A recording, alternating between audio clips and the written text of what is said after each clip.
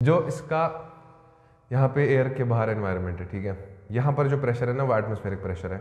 अब अगर इसके मिडिल एयर में इसके अलावा कोई और प्रेशर होगा तो हमें पता है एक प्रेशर डिफरेंस क्रिएट हो जाएगा, जो कि इसके एयर ड्रम के लिए ठीक नहीं होगा, क्योंकि वो फिर रप्चर हो जाएगा। तो इसीलिए जो यूस्टेशियन ट्यूब होता है वो ओपन होता है फेरिंक्स में, और हमें जैसे पता है कि जो फेरिंक्स है उसमें माउथ की भी ओपनिंग होती है, और बाहर तो माउथ के एटमॉस्फेरिक प्रेशर है, तो इसका मतलब फेरिंक्स में भी एटमॉस्फेरिक प्रेशर होता है।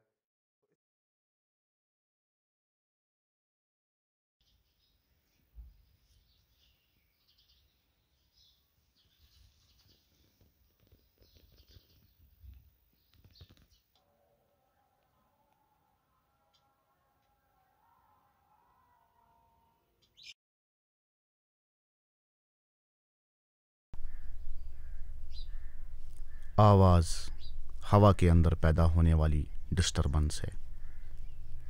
अगर मैं इस घंटी को हिलाना स्टार्ट कर दूं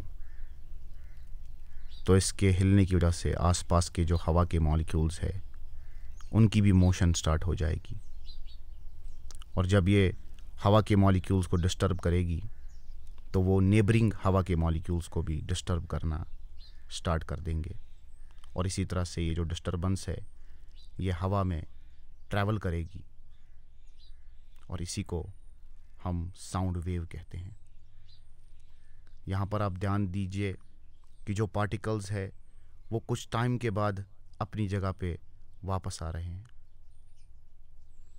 और यहाँ पर एक और बात पर आप ध्यान दे सकते हैं कि ये मॉलिक्यूल्स किसी जगह तो बहुत नज़दीक आ रहे हैं आपस में, और किसी जगह दूर भी जा रहे हैं। जहाँ पर ये सबसे ज़्यादा नज़दीक आपस में आ रहे हैं उस जगह को कंप्रेशन कहते हैं, जहाँ पर प्रेशर और डेंसिटी सबसे ज़्यादा होती है।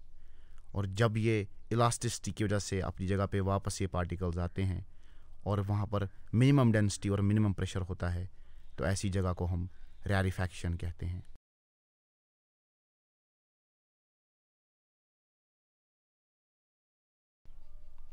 तो जो आवाज़ है ये हवा में तैरने वाली एक डिस्टरबेंस है जो कि वेव की सूरत में ट्रैवल करती है, और ये एक लॉन्गिट्यूडनल वेव मोशन है, क्योंकि यहाँ पर आप देख सकते हैं कि जिस डायरेक्शन में पार्टिकल्स की मूवमेंट हो रही है उसी डायरेक्शन में खुद वेव भी ट्रैवल कर रही है।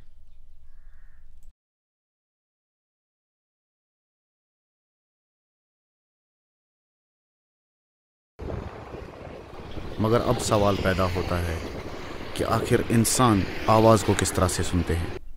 तो इसको पता लगाने के लिए हम कहीं जा रहे हैं।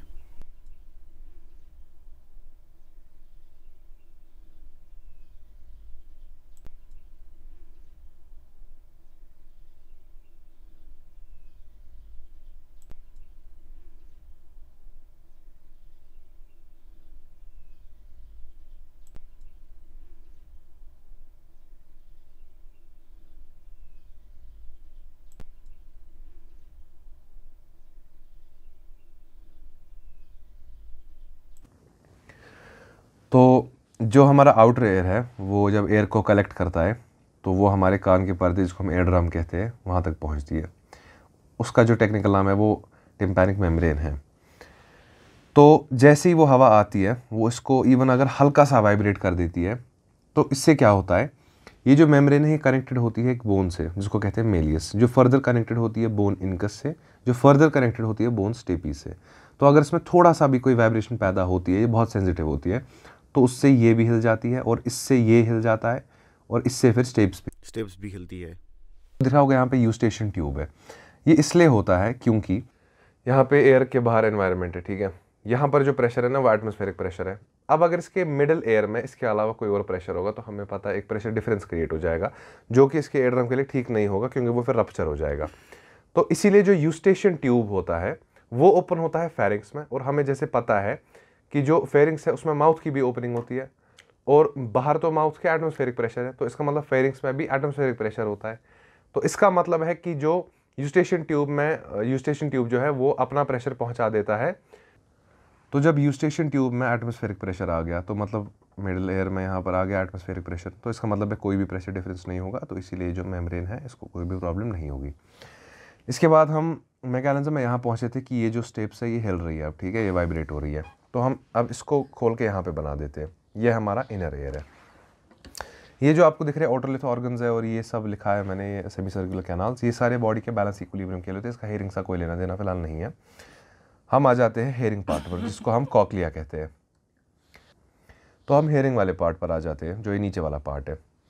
जैसे ही ये हिलेगी स्टेपिस, तो उससे क्या होगा, ये जो आपको ये ऑरेंज ऑरेंज दिख रहा है, ये हमारा एक फ्लूइड है, ठीक है। इसको हम, ये कॉक्लियर लिम्फ है हमारा, ये फ्लूइड होता है। तो ये जब हिलेगा तो ये जो फ्लूइड है और ये रिपल्स जो है ये पूरे इस फ्लूइड में यहाँ से क्रिएट हो जाएंगे। तो उससे बेसिकली क्या होगा, अगर मैं इस कॉक्लिया को खोल के बनाऊँ, इसी को बस मैं अब ऐसे मतलब ना आउट स्ट्रेच कर रहा हूँ, अगर आपको दिख रहा होगा, इसको मैं खोल देता हूँ बिल्कुल, तो उससे क्या है, खोल के बिल्कुल ऐसा बन जाता है।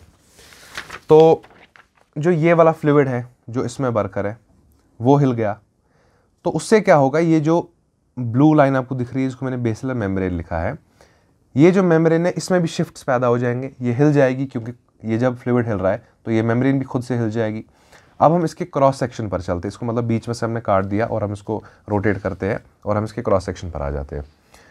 जब इसका फ्लूइड हिला तो ये मेम्ब्रेन जो है ये हिल गई। ये जो मेम्ब्रेन है इसके ऊपर जो आपको ये रेड ऑर्गन दिख रहा है, इसको हम ऑर्गन ऑफ कॉटी कहते हैं। इसी में कुछ हेयर सेल्स होती है जो कि नेचुरली उनकी कन्फिग्रेशन चेंज हो जाएगी जब ये मेम्ब्रेन हिलेगी। तो इनकी जब कन्फिग्रेशन चेंज होगी, इसके नीचे आपको ये ऑडिटरी नर्व दिख रही है, इसकी जब कन्फिग्रेशन थोड़ी भी चेंज होगी तो ये इम्पल्स कैच कर लेगी ऑडिटरी नर्व। तो फिर फाइनल हमारा मैकेनिज्म होगा क्या, साउंड वेव आई, एयर ड्रम को उसने वाइब्रेट किया, उससे जो हमारे ऑसिकल्स है, दैट इज जो बोन्स है, वो हिल गई। उसके बाद जो हमारी ओवल विंडो है उसके थ्रू हमारा जो कॉक्लियर फ्लूइड मैंने आपको दिखाया वो हिल गया। उससे जो सिलर मेम्ब्रेन में एक रिपल प्रोड्यूस हो गया, मतलब वो मेम्ब्रेन हिल गई। उससे जो हेयर सेल्स है वो बेंड हो गई, जिससे फाइनली नर्व्स में, इन नर्व्स में एक नर्व इम्पल्स पैदा हो गई, जो फाइनली हमारी ऑडिटरी नर्व्स जो होती है उनने हमारे ब्रेन में जो ऑडिटरी कॉर्टेक्स होता है, जो सेंटर होता है, वहाँ पर उनको पहुँचा दिया और उससे इम्पल्स हमारी ब्रेन में एनालाइज हो गई और जो साउंड है उसको हमारे ब्रेन ने रिकॉग्नाइज कर दिया।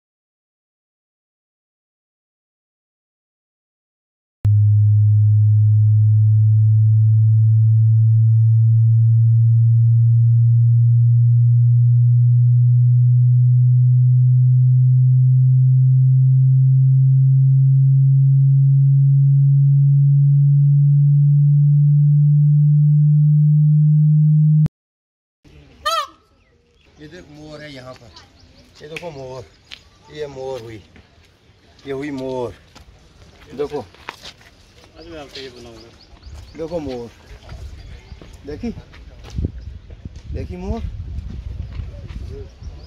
देखो ऐसे, ये यहाँ पर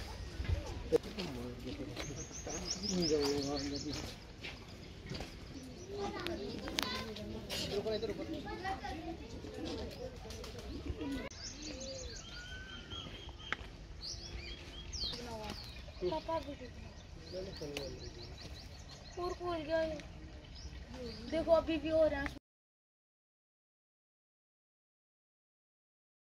मैं आपसे गुजारिश करता हूँ कि आप अपने हेडफोन्स को पहन लीजिए। ये जो ऑडियो मैंने आपको अभी सुनाया, इसकी आवाज़ आपको खाली लेफ़्ट कान से सुनाई दी होगी, अगर आपने लेफ़्ट और राइट अपने हेडफोन का सही पहना है तो। और ये है कमाल स्टीरियो ऑडियो रिकॉर्डिंग का, जिसमें लेफ़्ट चैनल और राइट चैनल जो है वो सेपरेटली रिकॉर्ड होती है, और इसके बारे में हम और जानेंगे अपने अगले वीडियो में। हमारा कंटेंट आपको खाली YouTube पे मिलेगा, तो आप इस चैनल को जो है वो सब्सक्राइब कर दीजिए।